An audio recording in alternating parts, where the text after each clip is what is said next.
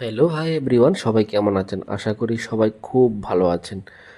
হঠাৎ করে একটা দাদুর দোকান চোখে পড়ছে। এখন দাদুর দোকানে যাবো, কি খাই দেখবেন।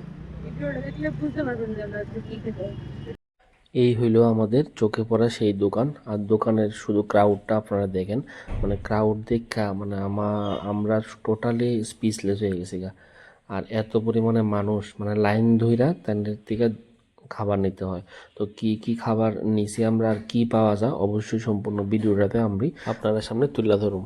আর এরকম বয়সে এমন একটা দোকান রান করা মানে টোটালি হ্যাটস অফ ওনারে। আর অবশ্যই আপনারা একবার ট্রাই করবেন, দাদুর দোকানে আইবেন, সেটা আপনারা অবশ্যই ট্রাই করবেন আর ওনার বাসায় থাকবেন, উনি যাতে ওনার ব্যবসাটা আরও এগিয়ে নিয়ে যেতে পারে। আর দেখুন, সম্পূর্ণ ভিডিওটা স্কিপ করে দেখুন আমরা কি কি নিয়েছি এখান থেকে।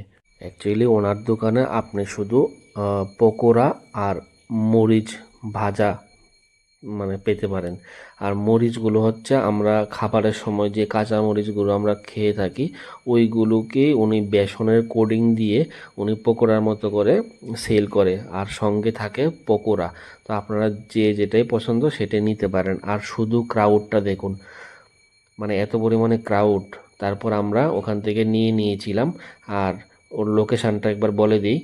লেক চৌমনি আর সোপারি বাগানের মাঝে যেই এসসি ওয়েলফেয়ার সোসাইটি আছে, ওটার ঠিক অপোজিট সাইডে। আর দেখুন, আমরা গরম গরম পকোড়া নিয়ে এসেছি। পকোড়াটা এত স্বাদ, মানে মুখে দেওয়ার পর এক্সপ্রেশনে আপনারা বুঝতে পারবেন। আর গরম গরম তো হেভি লাগে, হেভি। তো আপনারা অবশ্যই একবার ট্রাই করে জানাবেন। আর দেখুন পকোড়াগুলো দেখতেই কিরকম টেস্টি লাগছে। এত স্বাদ খেতে ওই এক্সপিরিয়েন্সটা মানে এক্সপ্রেশন দাঁড়াইতো। ঝাল বাট খুব টেস্টি। লঙ্কার পকোড়া।